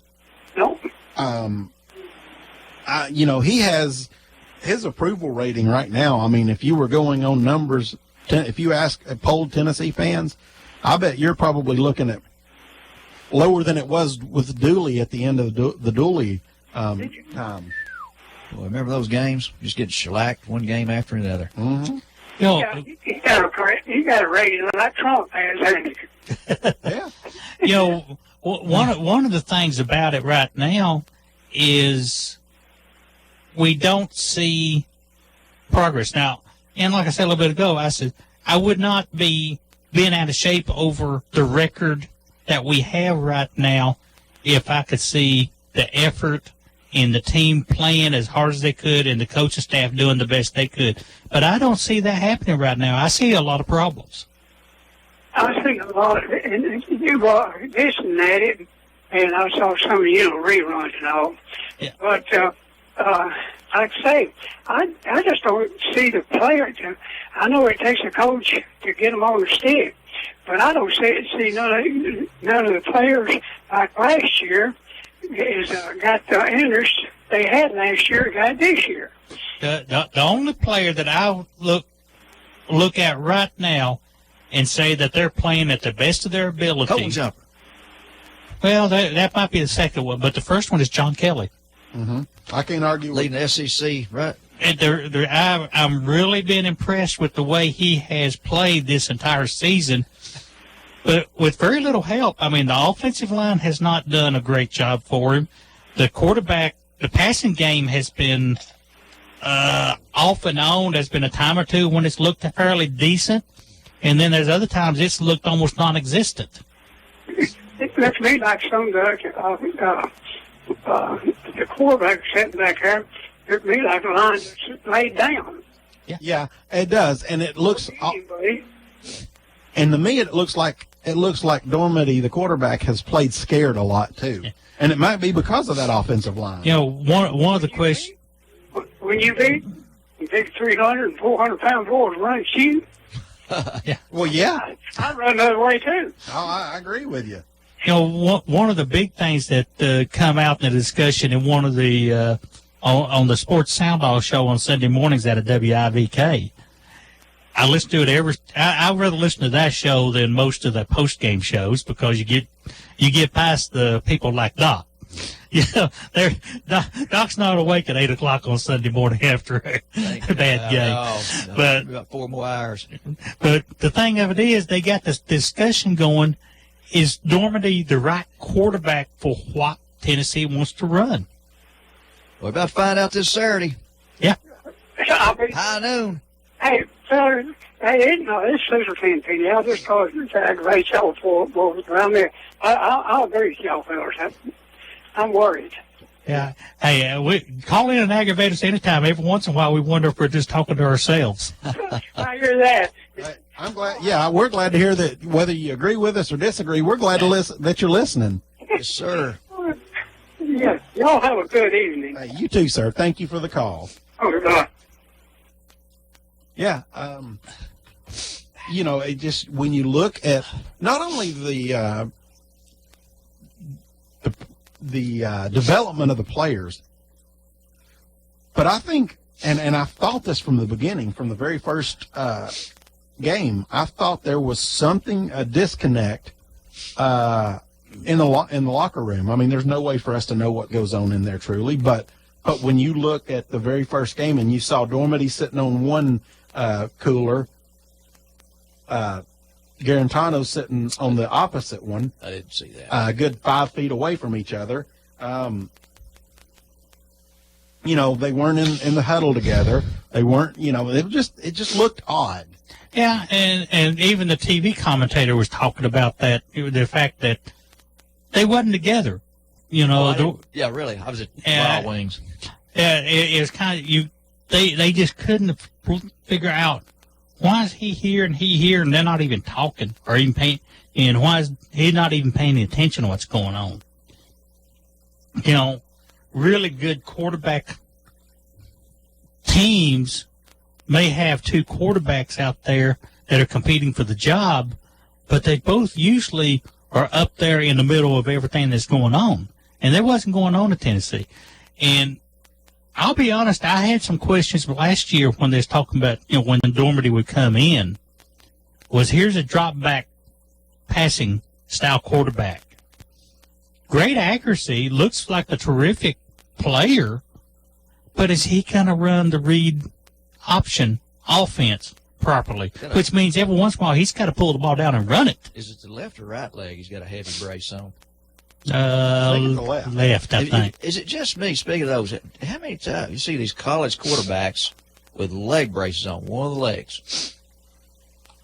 I would challenge, there's a lot of them out there. Yeah. A lot of them out there. I don't know if is that protection? Or They say it's protection. I would but- think it's protection device more than injury. But, but the thing of it, the discussion carried on about the fact whether he was the right quarterback to run the system Tennessee wants to run.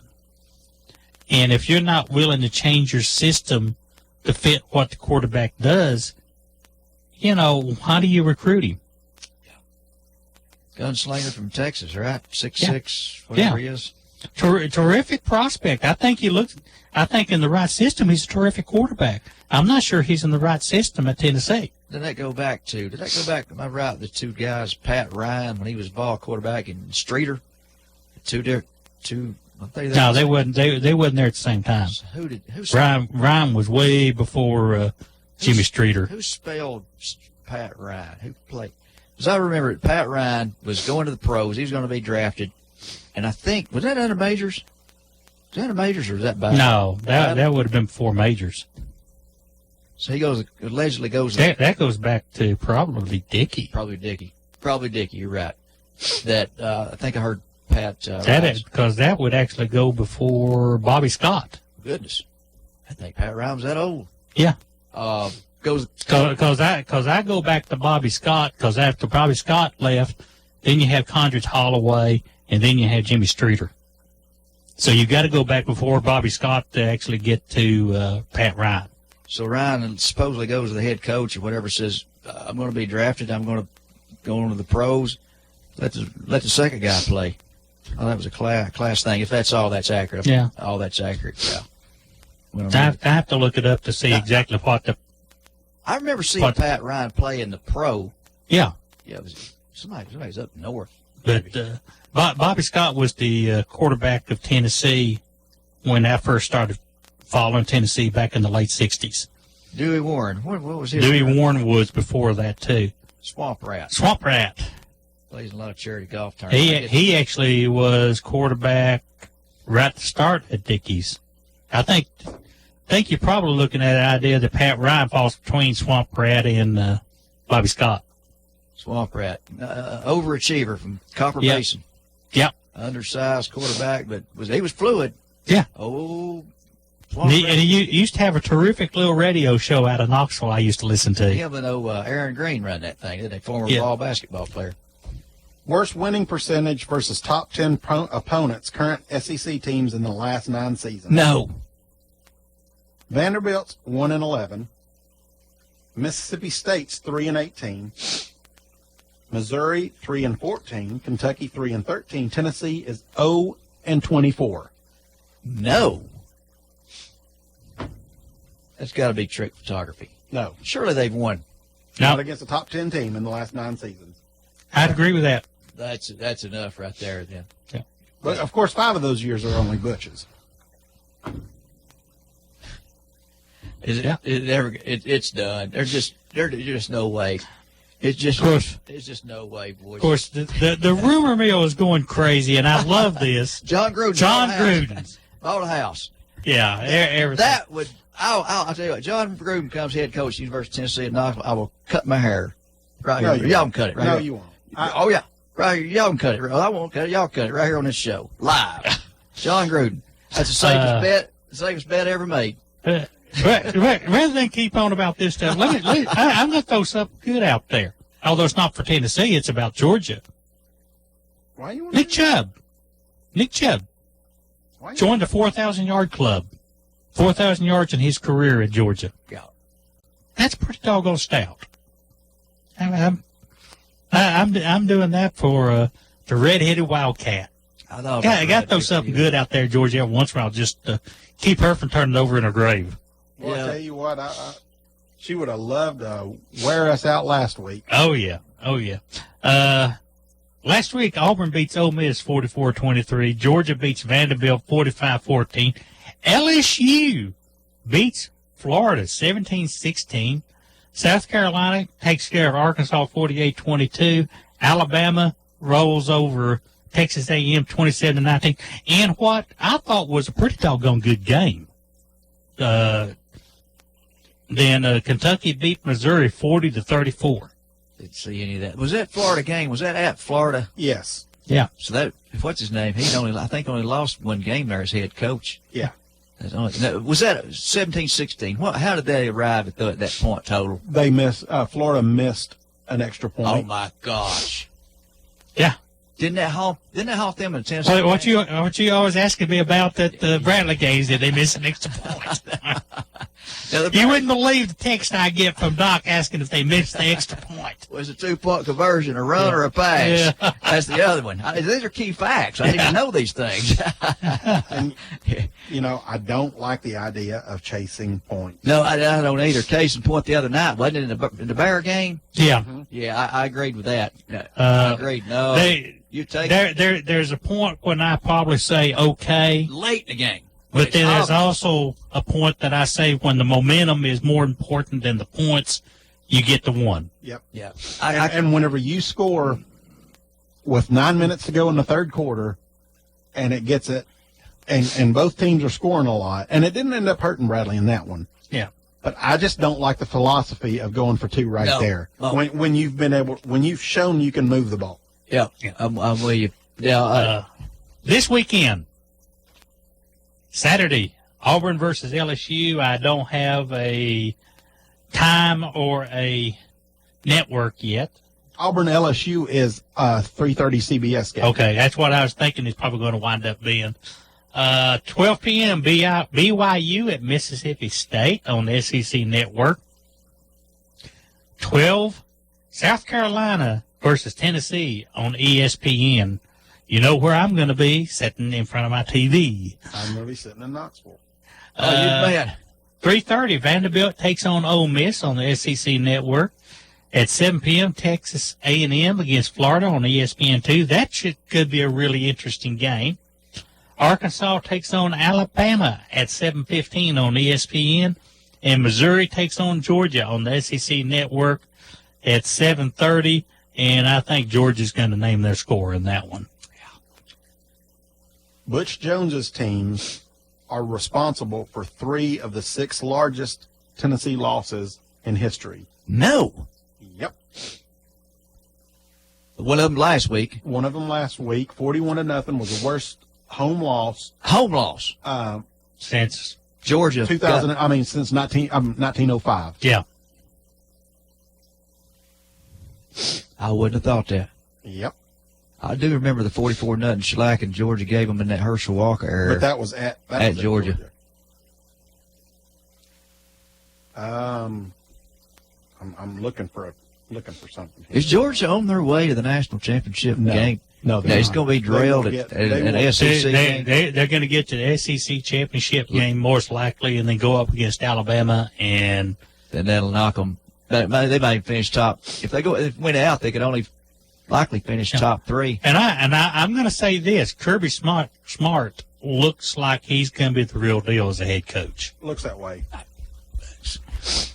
But I will, I think that if Georgia goes on and wins out until they play Alabama, and if they were to lose a close game, I still think they make into the playoffs. It's possible. I think 2 SEC, both teams go to the playoffs. However, I don't think they will go undefeated. I think Auburn is probably the second best team in the SEC right now behind Alabama, and I think they'll beat them. Where's that game at? Between the hedges. I'm not really sure, but in that series, I don't think it's mattered much. No, that one is the home team has not really had an advantage. That's one of those weird rivalries that you can't say one team or the other's at home and probably take the home team. Who's the head coach at Auburn now? Still that same guy who's been there for Still years? Gus Malzahn. Yeah, that weird that offense that was it just like a misdirection, ball fake. What do you call that offense he runs? If you know what I'm talking about, Just another spread. it's Spread a offense. spread offense. Spread offense. Let's see. The Georgia-Auburn rivalry is called the Deep South's oldest rivalry. Ah, Last year, Georgia won in Athens. Actually, Georgia's won the last three. Two of them in Athens, one of them in Auburn. Auburn won in 13. Auburn won in 2010.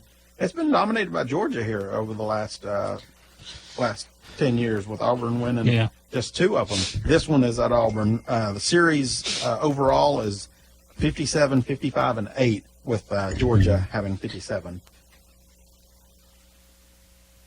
Probably in the national scene, probably the biggest upset was Iowa State Yes. getting Oklahoma 38-31. That was a fun game to watch. I watched the last Yeah. 10 Let's see. minutes or so. TCU got West Virginia 31-24. That's another game TCU is moving, one that moved them up the rankings a bit. Let's see. Miami beating Florida State 24-20. That might have been a little bit of an upset.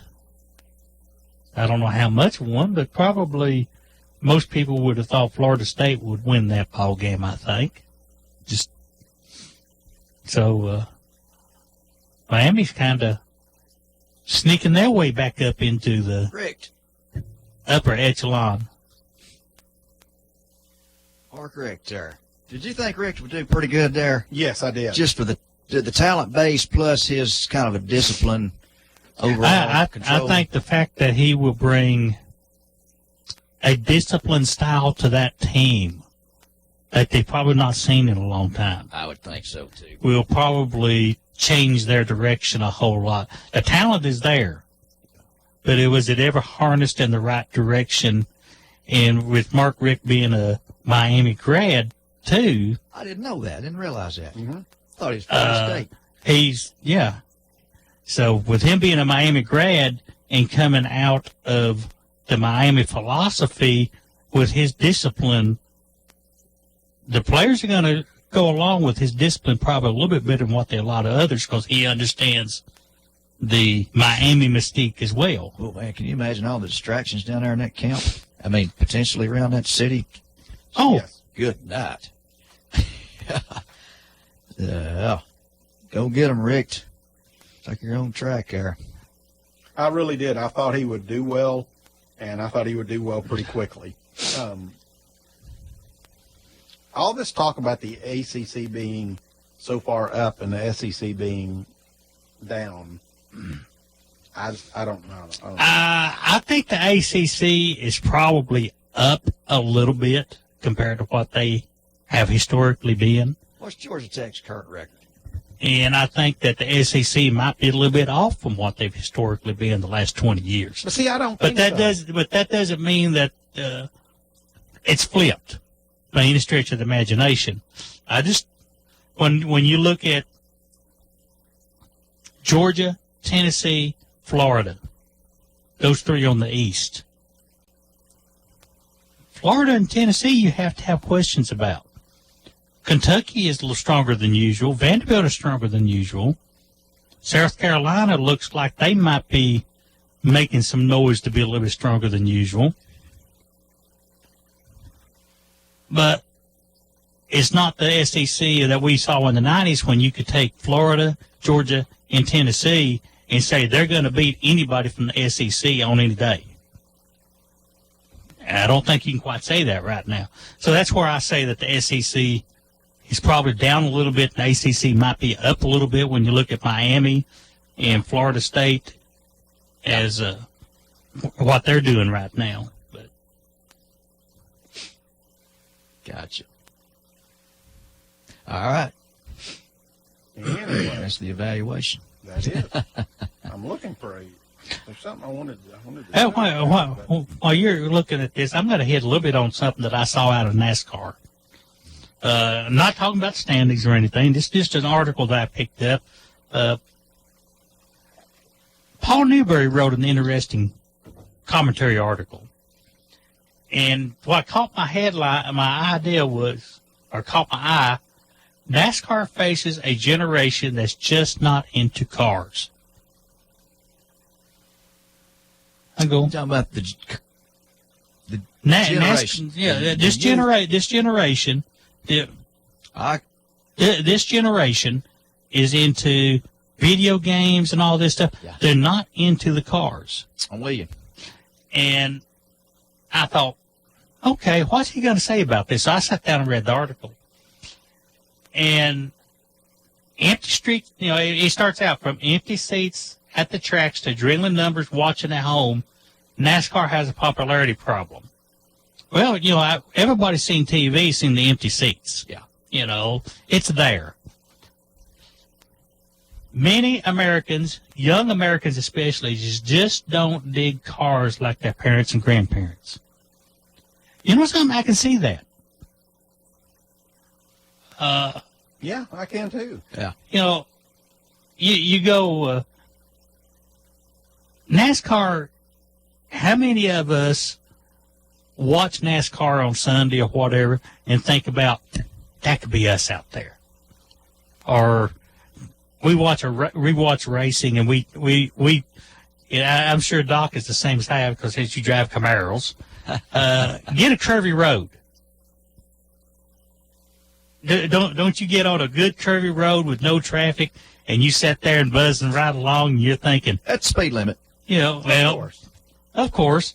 But aren't you thinking Mario Andretti or Al Unser or somebody of that nature just whipping it through those curves and everything? Because I know how Camaro handles. I've had my share of them. I know how Camaros handle. $250 Pirelli tires on that thing, too. Yeah. A piece?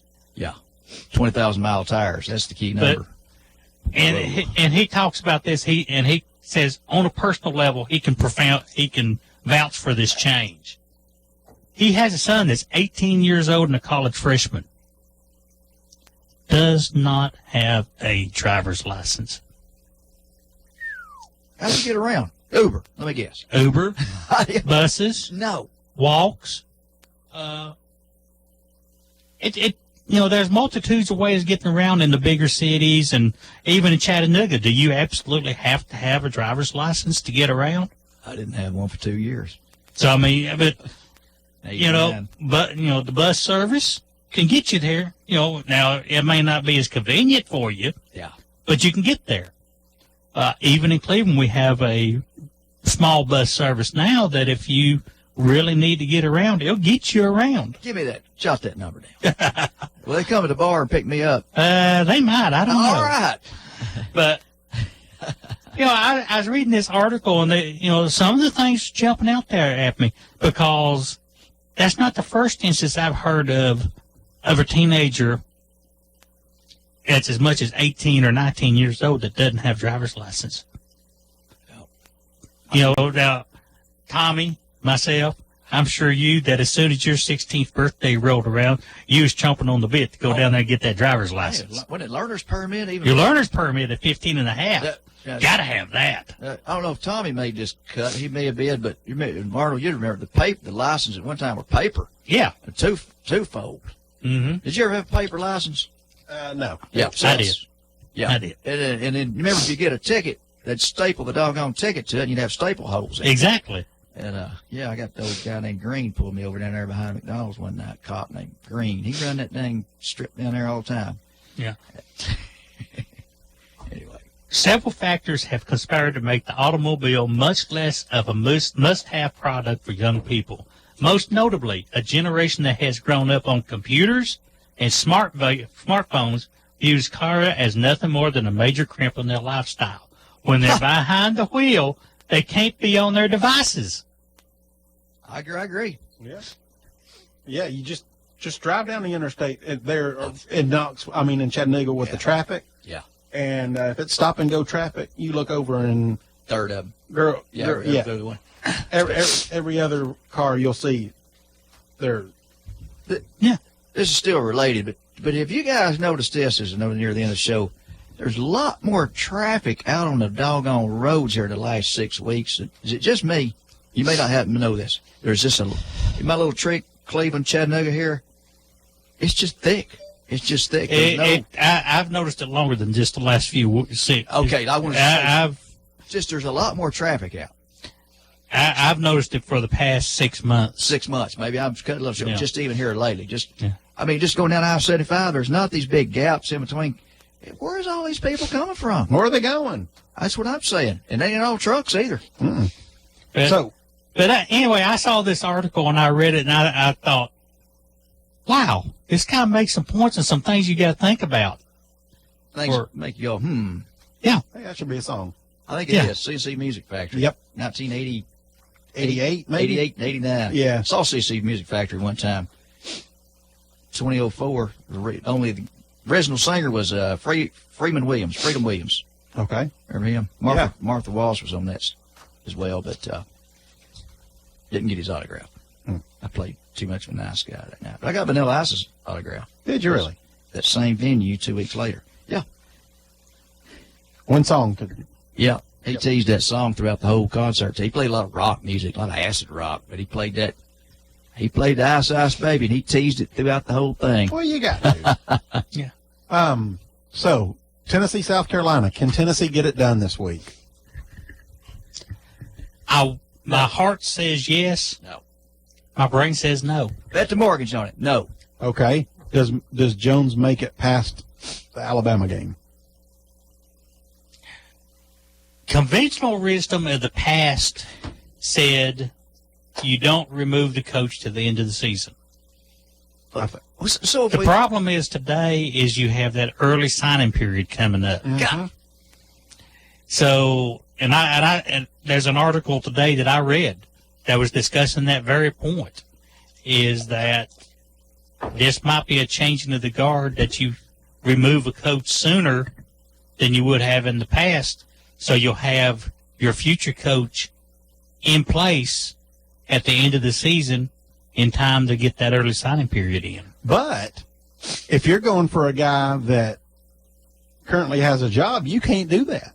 Well, you can remove your coach and hire You an can- interim coach, but and I mean, have all your ducks in a row that on the last day of his season, the day after, you can announce that he's coming to Tennessee. Yeah, but still, I mean, when I mean, you're but trying to time- that's yeah.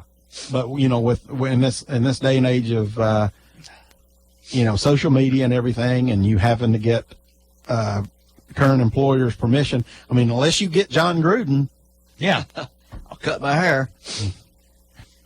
Well, Chip Kelly, Chip Kelly or Bob Stoops.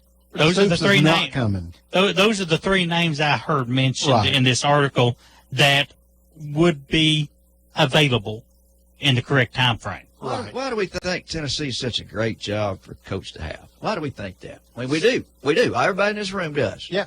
Why do we think that? Why do we think that? Top 5 facilities. Where's the big $100 million renovation I was going to bring up? When's it? Isn't it coming on? It's coming up, yes. And it's top 5 right now? Well, yeah, think about it. I mean, the stadium holds 102, 455. But They got a brand new, a practice, the practice facility is not that old. Haslam Field or whatever it is? I'm talking about the indoor. Well, I didn't know. Oh, yeah, I think they showed there. Okay. They've got so much there. They've got tradition. They've got, Peyton Manning is a huge plus recruiting tool. For a guy that has not coached a minute in his life, people love Manning, and he loves Tennessee. Now, I'm not going to sit there and say that I believe that Tennessee is a top job, like many Tennessee fans want to think. I think it's a very good job. I think it's probably in the realm of a top 10 job. Because when I look at the jobs out there, I have to say Alabama. Why is Alabama that much better of a job than Tennessee? Because of the history. Okay. You know, and the Saban influence right now. That's where it puts Alabama over the top. Florida State, Miami, UCLA, Southern Cal. You're putting all those ahead of Tennessee. I'm putting all those ahead of And I Tennessee. agree with every one of them you just ripped off. Why Southern Cal? I mean, I know why Southern Cal. Why UCLA? Why is that a better job? UCLA is Pasadena. similar location. Yep. Okay. I mean, think about recruiting kids to come play for you. The locations that, and you heard me tongue in cheek talk about Hawaii, you know, but I understand why Hawaii is not, but it's a lot of tongue in cheek. But Florida, in particular, Miami, South Beach, Okay. Florida. State, you know, the weather in those locations, the amenities for the student athlete at that age, what they're going to look for. Okay. Why? Alabama is the exception to what I'm saying as far as most of them. And actually, I wouldn't, except for the Saban influence and the fact that Alabama is so strong right now in the national picture. Yeah. Any other time, I'd probably rate them below Miami, Florida State, Florida, UCLA. Amenities, yeah. You know, I'd have them more down the middle of the top 10 because of location. Yep. And that's what I'm saying. Why do kids want to play at Florida? Why do they want to play at Miami? Winning traditions, yes. Good coaches, yes. But you've also got to look at the standpoint, hey, after my playing time, you know, after my playing day is over or my practice day is over, I can go to the beach. Knoxville, you got the Strip. Yeah. But Upper Cellar. But I think whenever you've got a tier of schools, that location and weather make them a top tier location to recruit to and a good job and a great job. There's a second tier out there that I think Alabama, Tennessee, and some, you know, Notre Dame. Notre Dame, I disagree because I said a tier in there that those schools fall into because of their name and history. but the academic requirements, things like that, will knock Notre Dame. It could, you can probably say that too, but still, that it falls into that group of saying Alabama, Notre Dame, Tennessee. At some point in time, you probably could have also said Auburn was a strong candidate in that group. I think Auburn is. I think Yeah. Auburn is a strong. You know, it's more to do with, in my thinking, it's more to do with just the tiers of level of what you're looking for. In that upper tier, you get into the weather and the amenities. The second tier, you get into the history and the name of the schools. And I think in that group, Tennessee is as good a job as, as good a job as any of them. It's just that right now, if you look at the coaching staffs that coaches that are available out there in the situation at Tennessee, I just don't see a whole lot of coaches out there that can fill that bill. And I'm not saying that just about Tennessee. If Saban was to retire today, who would they replace Saban with? Dabo Swinney. Possibly. But Yes, they would, because Yeah. he's a Alabama graduate. I guarantee you that's the first name they would go after. oh, I cheated agree. on That's that the first last thing they play. would go after. But at the same time, outside of that, who would they go for? See, that's what I'm saying. It's not just going out and hiring a coach. It's finding the right fit. And right now, I don't see very many right fits for any school of a coach at the level that everybody seems to want. I think It may be a generational thing. We might be in between generations of coaches that are at that level.